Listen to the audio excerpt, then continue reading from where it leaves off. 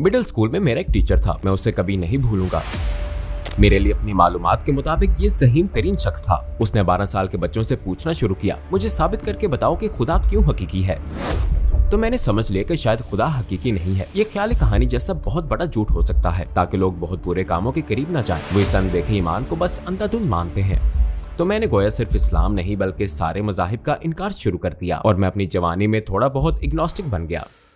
मैं अपने जहन में सोच रहा था, सुनो कोई मसला नहीं हुआ, मैं इतनी तेजी से सांस क्यों ले रहा हूँ। और जब मेरे होशो हवास बहाल होना शुरू हुए तो मैंने धीरे से अपनी आंखें खोली और मैंने देखा मेरा दोस्त मुझ पर CPR कर रहा है और मैं बिल्कुल शौक में आ गया। मतलब मैं उस वक्त तकरीबन मर ही चुका था और मेरा दोस्त मेरे सीने को दबा रहा था। इस कैफियत से उठने के बाद पहली बात जो मैंने कही वो ये थी, अशहदु अल्ला इलाहा इल्लल्लाह, अशहदु अन्ना मुहम्मदर रसूलुल्लाह, अशहदु अल्ला इलाहा इल्लल्लाह, अशहदु अन्ना मुहम्मदर रसूलुल्लाह।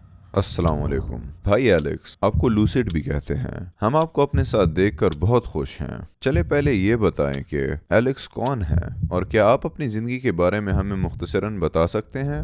वालेकुम अस्सलाम। एलेक्स एक 21 साला यूट्यूबर है। यूट्यूब वीडियोस बनाना बचपन से ही मेरा ख्वाब था और मैं सोचने पर मजबूर करने वाले कंटेंट पर वीडियोस पोस्ट करता हूँ। मैंने यूट्यूब वीडियोस यूं बनाना शुरू की जैसे ये मेरी फुल टाइम जॉब हो। हालांकि मैं इससे तकरीबन कुछ भी नहीं कमा रहा था, यहाँ तक कि शायद 1 या 2 साल बाद मैंने कॉलेज छोड़ दिया और अब मैं पूरी दुनिया में सफर कर रहा हूँ यहाँ आने और यूट्यूब वीडियोस रिकॉर्ड करने के लिए 16 घंटे की फ्लाइट, अल्हम्दुलिल्लाह। अकीदे के लिहाज से आपकी जिंदगी कैसी थी? आप किसे मानते थे? मैं उस वक्त एक सोशल मुसलमान था। मैं इसे यही नाम दूंगा। सोशल इस्लाम को फॉलो करने का मतलब है कि आप असल किताब नहीं पढ़ते, आप असल पैगंबर सल्लल्लाहु अलैहि वसल्लम को फॉलो नहीं करते, आप बस दूसरों के कामों को फॉलो करते हैं। आप मुसलमानों को फॉलो कर रहे होते हैं, आप कतार के आखिरी मुसलमान की तरह होते हैं। और मैं तवील अरसे तक ऐसा ही रहा। मैं इसलिए रोजा रखता था क्योंकि सारे दोस्त, फैमिली, कजन्स और मेरे आसपास हर कोई रोजा रख रहा होता था और मैं नमाज सिर्फ इसलिए पढ़ता था कि मेरे आसपास हर कोई नमाज पढ़ रहा होता था। लेकिन मुझे हकीकत नहीं मालूम थी कि मैं क्यों पढ़ रहा हूँ या मैं किन फायदों के लिए रोजा रख रहा हूँ या खुदा ने इसे रखने का क्यों कहा है। मैं बस वही करता जो मेरे इर्द गिर्द के लोग कर रहे होते। मैंने पढ़कर नहीं बल्कि सिर्फ देखकर फॉलो किया और ये सबसे बड़ी गलती थी। मैं हमेशा इस तरह की चीजों के साथ बड़ा हुआ। अगर चप्पल उल्टी पड़ी है तो ये खुदा की तरफ मुड़ी हुई है, अस्तगफिरुल्लाह। ये तो जैसे ये कहना हुआ कि खुदा सिर्फ ऊपर है और खुदा इन चप्पलों के नीचे नहीं देख सकता। तो इस तरह आप खुदा को इंतहाई महदूद कर देते हैं, तौहीद से बिल्कुल हाथ धो बैठते हैं। आप खुदा की तमाम सफात को ये कहकर खो देते हैं कि वो सिर्फ ऊपर से नीचे देख सकता है। यानी अगर मैं अपनी बेसमेंट में जाकर दरवाजा बंद कर लूं तो खुदा मुझे गुनाह करते हुए नहीं देख सकता। तो ये तमाम अकली खामियां मुझ में मौजूद थी और ये दुनिया भर के बहुत से मुसलमानों में भी है और यही चीज हमें सोशल मुसलमान बनाती है। कौन से वाकयात ने आपको इस्लाम छोड़ने के करीब कर दिया था? मुझे एक इस्लामी स्कूल में भेजा गया था ताकि मैं नमाज पढ़ना और अरबी पढ़ना और लिखना सीख जाऊं। मैंने उस तरानी से बड़ी हद तक कबूल नहीं किया। वो इस किस्म का स्कूल था जो इस्लाम को जबरदस्ती आपके हलक में उतार देता है और बहुत ज्यादा सख्त था। मैं स्कूल जाते हुए रोजाना सुबह रोता था। शायद अपने प्री स्कूल के पहले दिन से लेकर आखिरी दिन तक हर सुबह मैं आता, अपनी माँ के पैरों से लिपट जाता कि वो मुझे छोड़कर ना जाए, क्योंकि मैं उनसे दूर रहना और स्कूल नहीं जाना चाहता था क्योंकि वो बहुत ज्यादा सख्त था। तो 4, 5 और 6 साल की उम्र तक मैंने ये महसूस किया कि मैं किसी ऐसी चीज का हिस्सा नहीं बनना चाहता जो इतनी खौफनाक और सख्त हो। मैं जैसे से दूर होना शुरू हो गया और इस तरह मामला बिल्कुल उलट हो गए और मैं किसी हद तक कुछ अरसे के लिए इग्नोस्टिक एथियस्ट बन गया। मिडिल स्कूल में मेरा एक टीचर था, मैं उसे कभी नहीं भूलूंगा। उसने मुसलमानों और ईसाइयों से भरे क्लासरूम में वजाहत करते हुए कहा कि खुदा हकीकी नहीं है। इसका कोई अमली सबूत नहीं है कि आप मेरे सामने खुदा को साबित कर सके, लिहाजा मैं खुदा पर ईमान रखना नहीं चाहता। और उसने 12 साल के बच्चों से पूछना शुरू किया, मुझे साबित करके बताओ कि खुदा क्यों हकीकी है। जाहिर है हम सब इस टॉपिक का ज्यादा इल्म नहीं रखते थे। अब मैं साबित कर सकता हूँ, लेकिन उस वक्त कोई आइडिया नहीं था। तो मेरे लिए ऐसा था जैसे ये मेरी मालूमात के मुताबिक ज़हीन तरीन शख्स है। तो मैंने समझ लिया कि शायद खुदा हकीकी नहीं है। ये ख्याली कहानी जैसा बहुत बड़ा झूठ हो सकता है ताकि लोग बहुत बुरे कामों के करीब न जाएं। वो इस अनदेखे ईमान को बस अंधाधुंध मानते हैं। और इस बात के साथ साथ हाई स्कूल के पहले साल में मैंने महसूस किया कि ये सब कुछ सारी मजहबी बातें इंसानों की बनाई हुई हैं ताकि हम पर कंट्रोल रखा जा सके और हम गलत कामों की तरफ ना जाएं। और ये हमारे असल खालिक की बात नहीं है। अगर हम बंदरों की औलाद हैं जैसा कि स्कूल में हमें पढ़ाया जाता है, और स्कूल कभी गलत नहीं होता, हमेशा सही बताता है। अगर 5 जमा 5 हमेशा 10 होते हैं तो फिर हमें ये तसव्वुर भी कबूल करना चाहिए, हाँ शायद हम पहले कभी बंदर ही थे और हम आहिस्ता आहिस्ता इंसानों में ढल गए। इसलिए दुनिया में हमारा कोई मकसद नहीं है, कोई रहनुमा और कोई खालिक नहीं है। तो मैंने गोया सिर्फ इस्लाम नहीं बल्कि सारे मज़ाहिब का इनकार शुरू कर दिया और मैं अपनी नौजवानी में थोड़ा बहुत इग्नोस्टिक बन गया। मज़ाहिब के इनकार के बाद आपने इत्मीनान महसूस किया या एतराज़ात उठते रहे?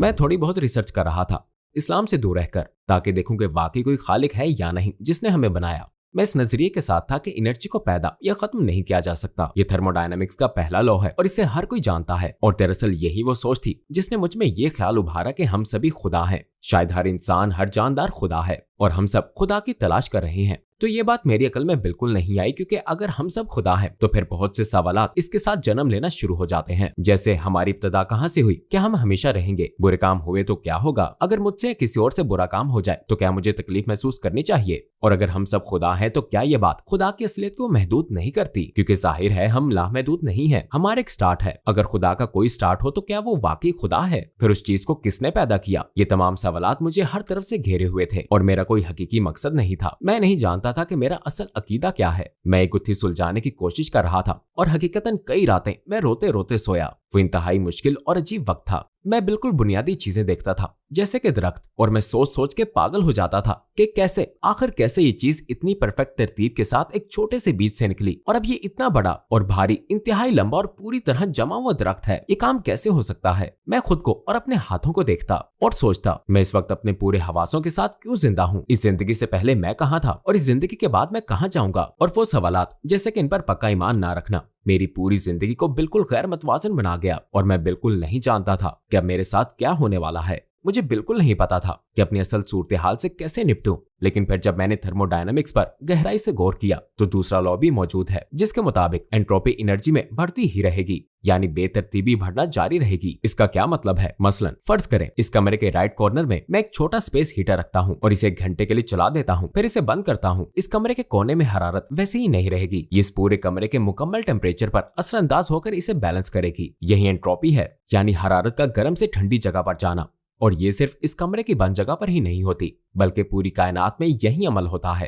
तो इस किस्म की सोच से आपको अंदाजा होता है कि बहुत लंबे अरसे में आखिरकार पूरी कायनात में बहुत ज्यादा एंट्रोपी होगी, बहुत ज्यादा बेतरतीबी होगी, इतनी की जिंदगी मुमकिन नहीं होगी, ये अमली तौर पर मुर्दा हो जाएगी। और जब मैंने वाकई सोचा तो महसूस हुआ, ओके, कोई ऐसी चीज भी है जो इस सबसे बढ़कर है, जो वाकई हमेशा रहने वाली है। किसी हय्युल कय्यूम का होना लाजमी है। सही, इससे हम अंदाजा कर सकते हैं कि अगर कायनात का कोई खात्मा है, अगर किसी भी चीज का कोई खात्मा है तो इसकी शुरुआत का होना भी जरूरी है, और अगर किसी चीज की शुरुआत है तो उसका कोई बनाने वाला होना जरूरी है। इसलिए खुदा खुदा है, क्योंकि खुदा की कोई शुरुआत या खात्मा नहीं है। खुदा ने तख्लीक का तस्वुर पैदा किया तो हम सिर्फ इस तक भी उसे महदूद नहीं कर सकते। इस पर मजीद गौर करके मैं महसूस करता हूँ कि खुदा वही होगा जो वक्त, जगह और मादे में महदूद ना हो। ये असूल उस पर पूरे नहीं उतर सकते। उसका एंट्रोपी से ऊपर होना जरूरी है, यानी उसका बेतरतीबी से ऊपर होना जरूरी है। जहां वो ऐसी किसी भी कमजोरी से पाक हो जिससे कायनात दो चार होगी, वो हमेशा कायम रहने वाला होना जरूरी है, और इस्लाम यही सिखाता है। खुदा का वजूद कबूल करने के बाद किस बात ने आपको इस्लाम को दोबारा कबूल करने पर आमादा किया? अस्सलामुअलैकुम भाई और बहनों, हमने देखा है कि हमारे 80% नाजरीन बाशुमूल इस वीडियो के ने हमारे चैनल को सब्सक्राइब नहीं किया है। जैसा कि आप जानते हैं, हम एक गैर मुनाफा बख्श तंजीम है और हमने अपनी वीडियोस पर एड्स बंद रखी हैं। लिहाजा हम सिर्फ इसलिए ही कह रहे हैं ताकि सच्चाई को फैलाया जाए। ये एक छोटा सा अमल लग सकता है, लेकिन इंशाअल्लाह ये बहुत से लोगों के लिए रहनुमाई का जरिया होगा। आइए अब सब्सक्राइब बटन पर क्लिक करें और एक साथ चलें अब्दियत की तरफ। खुदा का वजूद कबूल करने के बाद किस बात ने आपको इस्लाम को दोबारा कबूल करने पर आमादा किया? मैं बिलाखिर दोबारा कुरान की तरफ पलटा। उस वक्त तक मैंने तकरीबन अपनी पूरी जिंदगी से नहीं पढ़ा था, तकरीबन 4 साल पहले तक। फिर आखिरकार मैंने इसे पहली मर्तबा पढ़ने का फैसला किया। मैंने सोचा कि शेक्सपियर की तरह लिखी हुई कोई किताब होगी जो कदीम इंग्लिश में लिखी है और इसे समझना इंतहाई मुश्किल, लेकिन इसके कई तर्जमे भी हैं जो आजकल के इंग्लिश में लिखे हुए हैं। तो मैंने आखिरकार इसे पढ़ने का फैसला किया। अपनी अना को छोड़ा, अपने तमाम तहफुजात को छोड़ा, अपने तमाम शक को छोड़ा, और मैंने जो सफा भी पलटा वहां मुझे मजीद मौत से मिलते गए। मैं हक्का बक्का रह गया और मैं जान गया था कि ऐसा हो ही नहीं सकता कि ये किताब किसी इंसान ने लिखी हो, और खसूसन उसने जो लिखना पढ़ना ना जानता हो। ऐसा इंसान जिसे मालूम ना हो इतने फसी बलीग अल्फाज कैसे लिख सकता है। तो जो मैं किताब पढ़ रहा था और निशानी पर निशानी देख रहा था, मसलन 1400 साल पहले कोई कैसे जान सकता है कि कायनात मुसलसल फैल रही है, जो कि एक बहुत बड़ा मौजूदाती दावा है, जिसे हमने तकरीबन 90 साल पहले दरियाफ्त किया कि कायनात फैल रही है, जिसे हम दरअसल 1400 साल पहले साबित कर सकते हैं। इसमें किसी सच्चाई का होना लाजमी है। कुरान में मौजूद तमाम मौजज़े सच्चे हैं, किसी एक में भी कोई खामी नहीं है। मसलन अगर मैं आपको 55 बातें कहूं और मुझे इनमें से किसी का वाकई सच्चा होना मालूम ना हो सकता है कोई एक सच्ची निकल आए। मुमकिन है मैं आपको बताऊं कि 45 साल में बिटकॉइन की कीमत $1 मिलियन हो जाएगी। ये बात सच हो सकती है, और अगर ये गलत हो तो फिर आप पिछली सारी बातें मुस्तरद कर सकते हैं। लेकिन कुरान में एक के बाद एक सारी बातें मेरे सामने सच साबित होती जाती हैं। मुझे इंतहाई दचका लगा कि वो पूरा वक्त जब मैं सोचता था कि मैं इस्लाम को फॉलो कर रहा हूँ, मैं जरा भी इस्लाम को फॉलो नहीं कर रहा था। गोया मुझे पहली मर्तबा इस दिन का पता चला। ओके, दिन में 5 नमाजें पढ़ो और फिर रोजे रखो और बस ये सारे काम करो, ये ऐसा रोबोटिक नहीं है। कुरान में मुख्तलिफ हिस्से हैं जहां वो आपको दर हकीकत एक अच्छा इंसान बनना और इंसानों के साथ ऐसे ताल्लुकात रखना सिखाता है। कुरान पढ़ने के दौरान कुछ मर्तबा तो मैं हक्का बक्का रह गया। मैंने कलमा शहादत पढ़ा, फिर बार बार पढ़ा, मैं इसे पढ़ता ही रहा। और इस मर्तबा जब मैंने पढ़ा तो इस पर पूरा पूरा ईमान था और मैंने इसे अपने दिल से पढ़ा। अपनी जिंदगी में पहली मर्तबा मैंने हकीकी तरतीब, एक हकीकी हदायत महसूस की। मैंने हकीकी खुशी और सुकून महसूस किया। जब आपने इस्लाम को दोबारा डिस्कवर किया तो आपकी फैमिली का रिएक्शन क्या था? उन्हें ये बात मालूम नहीं थी कि मैं इस्लाम से दूर हो गया हूँ, लेकिन अब उन्हें वाकई पता है कि मैं इसके करीब आ रहा हूँ। जैसे मैं अब अपने घर में नमाज की इमामत करवा रहा हूँ और मैं अपने घर में भी इस्लाम को भरपूर तरीके से लाने की कोशिश कर रहा हूँ, तो मैं इस पूरे मामले में मुखालिफ सिमत से निकलकर अब खुद अपने वालिद के आगे खड़ा होकर नमाज की इमामत करवा रहा हूँ। और ऐसा मैंने कभी सोचा तक नहीं था, अल्हम्दुलिल्लाह। क्या सच्चा मुसलमान बनने से आपकी यूट्यूब चैनल पर कोई असर पड़ा है? हाँ, मैं अपने चैनल की शुरुआत से ही अपने सब्सक्राइबर से यह हकीकत छुपा रहा था कि मैं मुसलमान हूँ। मैंने इसे एक खुफिया राज रखा था। हकीकी जिंदगी में लोगों ने मुझे इससे मना किया था। मुझे जानने वाला हर शख्स कहता, तुम्हें पता है बाहर के लोग मुसलमानों को पसंद नहीं करते। शायद इस कम्युनिटी और शहर में मुसलमान होना ठीक है, लेकिन बाकी हर जगह मुसलमानों से सब नफरत करते हैं। तो लोगों ने मुझे खबरदार किया, अगर तुम खुद को मुसलमान जाहिर करोगे तो तुम्हारे हजारों सब्सक्राइबर्स चले जाएंगे, तुम्हारे वफादार तरीन सपोर्टर्स तुम्हें छोड़ देंगे, तुम्हारे पास कोई प्लेटफॉर्म नहीं रहेगा और अपने चैनल से कुछ भी नहीं कमा सकोगे, तुम्हारा काम खत्म हो जाएगा। और ये सब इंतहाई खौफनाक चीजें हैं। लेकिन हकीकत यह है कि लोग मुझसे पूछते थे, आपका अकीदा क्या है, आप किस पर ईमान रखते हैं, आप किस रिलीजन को फॉलो करते हैं? और मैं कहता था, मैं 10,000 सब्सक्राइबर्स होने पर आपको बताऊंगा। फिर मैंने कहा 1 लाख सब्सक्राइबर्स, फिर कहा 1 मिलियन सब्सक्राइबर्स। फिर मैंने सोचा, मैं क्या छुपा रहा हूँ, मैं कल सुबह मर सकता हूँ। मैं ये इसलिए नहीं कह रहा हूँ कि लोगों के लिए कुछ मजीद पॉपुलैरिटी पॉइंट्स हासिल करूँ, मैं तो इसलिए कह रहा हूँ क्योंकि ये खुदा का सच्चा पैगाम है। मैं चाहता हूँ कि खुदा मुझसे खुश हो, लिहाजा मुझे परवाह नहीं चाहे मैं 1000, 10,000 या 8,90,000 को खो दूं। वल्ला मुझे इसकी कोई परवाह नहीं है। अगर मैं खुदा की रजा के लिए कर रहा हूँ तो फिर चाहे मेरा 1 सब्सक्राइबर भी ना रहे, मैं इस पर मुतमिन हूँ। एक अमली मुसलमान बनने के बाद आपके लिए सख्त तरीन और मजेदार तरीन चीजें क्या थीं?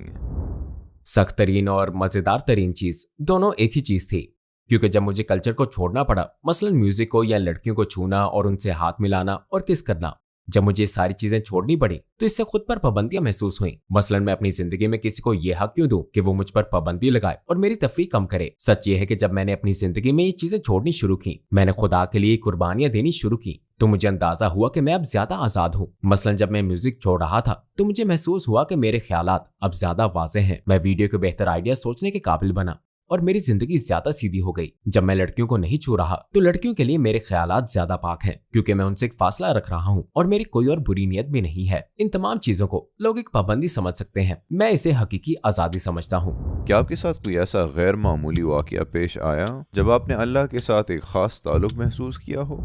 मैं 4 या 5 महीने पहले हवाई में था और मैं मरते मरते बचा। हुआ ये कि मैं हवाई गया। ये मेरा और मेरे दोस्त का अचानक होने वाला सफर था। पहली रात मुझे फूड पॉइजनिंग हो गई और क्या आना शुरू हो गई। मैं पानी नहीं पी सकता था और शदीद डिहाइड्रेशन का शिकार हो गया।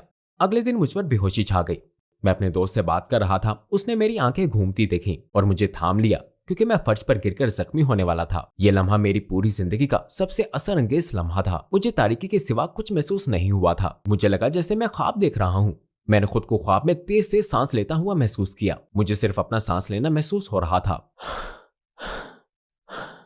और मैं अपने जहन में सोच रहा था, सुनो, कोई मसला नहीं हुआ, मैं इतनी तेजी से सांस क्यों ले रहा हूँ? और जब मेरे होशो हवास बहाल होना शुरू हुए तो मैंने धीरे से अपनी आंखें खोली और मैंने देखा मेरा दोस्त मुझ पर सीपीआर कर रहा है और मैं बिल्कुल शॉक में आ गया। मतलब मैं उस वक्त तकरीबन मर ही चुका था। इस कैफियत से उठने के बाद जबकि मेरा दोस्त मेरे सीने को दबा रहा था, पहली बात जो मैंने कही वो ये थी, अशहदु अल्ला इलाहा इल्लल्लाहु अशहदु अन्ना मुहम्मद रसूलुल्लाह। मैंने पहली बात ये कही थी क्योंकि मैंने सोचा अगर मैं अभी मर जाऊं तो मेरे आखिरी अल्फाज यही होने चाहिए। मुझे ये यकीनी बनाना था कि मैं अपने ईमान में बिल्कुल पक्का हूं और मैं इस पर हकीकी ईमान रखता हूं। तो ये वो तजर्बा था जो मुझे इंतहाई भरपूर तरीके से इस्लाम की तरफ लाया।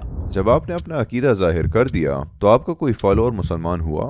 मेरे लिए मुसलमान होना, मुझे लगता है कि मैंने अपने YouTube चैनल पर इत्तेफाकी तौर पर कई लोगों को इंस्पायर किया है।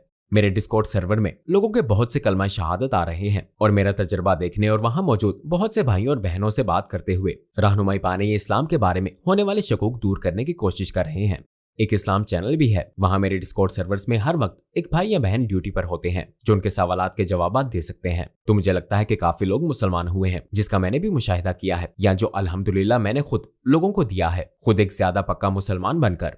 इससे ज्यादा खूबसूरत एहसास कोई नहीं हो सकता। मेरा एक दोस्त डिस्कॉर्ड पर है जिसे मैं कुछ साल पहले मिला था। वो मेरा बहुत गहरा दोस्त है। उसने मुझे एक दिन फोन किया, उसने कहा एलेक्स, और मैं हैरान रह गया। असल में वो एक पक्का ईसाई था। उसने मुझे कॉल की, उसने कहा एलेक्स, मैं जानता हूँ कि इस्लाम सच्चा दीन है, अभी फौरन ईमान लाता हूँ, मतलब मुझे क्या कहना चाहिए? मैंने कहा ओके, मेरे साथ दोहराओ, अशहदु ला इलाहा इल्लल्लाहु अशहदु अन्ना मुहम्मद रसूलुल्लाह, और वो इस दिन मुसलमान हो गया। मैं हैरान रह गया। ये शब कदर के ही हफ्ते में हुआ और मैं दुआ मांगते हुए इंतहाई जज्बाती हो गया, बल्कि रो रहा था, क्योंकि मेरा दोस्त आज तक नहीं जानता कि उसने अपने इस जिंदगी और आखिरत की जिंदगी पर कितना बड़ा असर डाला है। शायद उसे नहीं मालूम ये वाहिद बेहतरीन फैसला है जिसने अपनी पूरी जिंदगी में किया होगा। इंशाल्लाह एक दिन वो ये वीडियो देख रहा होगा, तब उसे मालूम होगा कि उसने कितना खूबसूरत फैसला किया है, और इंशाल्लाह मैं उसे उसके अमल और कलमा पढ़ने के सिले में जन्नत में देखूंगा, इंशाल्लाह। अगर कोई हमारे दीन के बारे में जानना चाहे तो आप इस्लाम की रिसर्च के लिए उसे क्या मशवरा देंगे? क्या गूगल पर इस्लाम क्या है लिख देना काफी है? हाँ, बिल्कुल। शेख गूगल वो शेख नहीं है जिससे आपको रहनुमाई लेनी चाहिए। अगर आपकी कोई लोकल मस्जिद हो तो आपको जरूर वहां जाना चाहिए, लेकिन सबसे अहम बात, वाहिद किताब जिसे हम यकीन के साथ शुरू से आखिर तक खुदा का सच्चा कलाम कह सकते हैं, वो कुरान है। लिहाजा इस्लाम की तलाश का बेहतरीन तरीका खुदा की सच्ची किताब से इस्लाम को तलाश करना है। लिहाजा कुरान को पढ़ें। फिर आपके कोई सवालात हों और वो आप शेख गूगल से पूछें तो मिलने वाले हजारों मुख्तलिफ जवाबात आपको कंफ्यूज कर सकते हैं। लिहाजा अपनी लोकल मस्जिद में लोकल शेख तलाश करें और ऐसे शख्स से मिलने की कोशिश करें जिसका आपको पता हो कि उसके पास इल्म है। जैसे कुरान में है, जब कुछ पूछना हो तो इल्म वालों से पूछो, ठीक है? अगर आपको दुनिया भर के गैर मुसलमानों से बात करने का मौका मिले तो आप उनको क्या कहना चाहेंगे? अगर आपके पास सिर्फ 1 मिनट हो। मैं दुनिया भर के तमाम गैर मुस्लिमों को बताऊंगा कि आप मुसलमान पैदा हुए हैं। आपके पास पैदाइशी इल्म है कि एक ताकतवर जात मौजूद है। ये दुनिया का बेहतरीन एहसास है जब आप दोबारा अपने असल की तरफ पलटते हैं, अपने पहले दिन की तरफ, जब आपने इस जमीन पर सांस लिया था, जब आप मुसलमान थे। इस माइंडसेट के साथ पलटना सबसे बेहतर है, क्योंकि आपकी फितरत यही है। हम सब जानते हैं कि मरने के बाद जिंदगी है। हम सबको मालूम है कि खुदा है, और ये तालीमात और सोसाइटी के लोग हमें इससे भटका देते हैं। तो मैं चाहता हूँ आप इस्लाम को एक ख्याली चीज, सकाफती विरसे और तसव्वुर की तरह ना देखें, बल्कि इस्लाम सारे इंसानों के लिए एक यूनिवर्सल पैगाम है। इस्लाम में आने के लिए आपको सिर्फ ये मानना है कि अल्लाह एक है और पैगंबर मोहम्मद सल्लल्लाहु अलैहि वसल्लम उसके आखिरी पैगंबर हैं। आपको सिर्फ इतना मानना है। आप इस वक्त कौन से प्रोजेक्ट्स कर रहे हैं? इस्लामी लिहाज से मैं लोकल मस्जिद के साथ काम कर रहा हूँ। मैं उनकी ये मदद करूंगा कि वो कम से कम अपना एक वीडियोग्राफी सेटअप तैयार कर ले, ताकि वो खुद अपनी YouTube वीडियोस पोस्ट कर सके और अपना पैगाम खुद फैला सके। क्योंकि मस्जिद और खुसूसन मेरी मस्जिद में बहुत सा इल्म है। वहाँ बहुत से ज़हीन आलम फाजिल मुसलमान हैं। वहाँ बहुत से शेख हैं जो इस्लाम का पैगाम पढ़ा और फैला सकते हैं। वो बस तकनीकी चीजों में अप टू डेट नहीं है, जैसे कि रिकॉर्डिंग, माइक्रोफोन, लेयरिंग, आवाज और दीगर तमाम चीजें। तो मैं समझता हूँ चूंकि मेरे पास महारत मौजूद है तो मैं इसे खुदा के लिए इस्तेमाल कर सकता हूँ और मैं उन्हें भी इस काम में मदद दे सकता हूँ। आप अपने आखिरी कमेंट्स के तौर पर क्या कहना चाहेंगे? मेरा आखिरी कमेंट ये है कि मेरा मुसलमान होना मुझे यकीनन दूसरों से ज्यादा मजबूत इंसान बनाता है। ये मुझे हकीकी इंसान बनाता है। मैं ऐसे काम कर रहा हूँ जिन्हें अपनी जिंदगी में करना मैंने कभी सोचा नहीं था। अपनी पूरी जिंदगी में मैं कभी 16 घंटे जहाज में ना बैठता, ख्वाह मुझे इसकी कुछ भी कीमत चुकानी पड़ती, लेकिन सिर्फ ये इल्म कि मैं ये काम अल्लाह के लिए कर रहा हूँ। अब मैं खुदा के लिए पूरी दुनिया में जा रहा हूँ। अगर मैं ये अपने लिए करता, अपने खुद गर्जाना मकासद के लिए, तो मैं अपनी जिंदगी में इतना आगे ना बढ़ पाता। लेकिन ये इल्म कि मैं आखिरत, लाफानी जिंदगी और अपने पैदा करने वाले के लिए ये काम कर रहा हूँ, मुझे एहसास देता है कि मैं कहीं ज्यादा कामयाब और मजबूत इंसान बन गया हूँ। मुझे ज्यादा चैलेंजेस का सामना हुआ है और मैं उन चैलेंजेस का सामना कर पाया हूँ, क्योंकि मैं ओवरऑल एक मजबूत मुसलमान बन गया हूँ। भाई एलेक्स, इस खूबसूरत इंटरव्यू के लिए आपका शुक्रिया। उम्मीद है मुस्तकबिल के प्रोजेक्ट्स के लिए आपसे मिलेंगे इंशाअल्लाह। इंशाअल्लाह। अस्सलाम वालेकुम। आपसे मिलकर अच्छा लगा।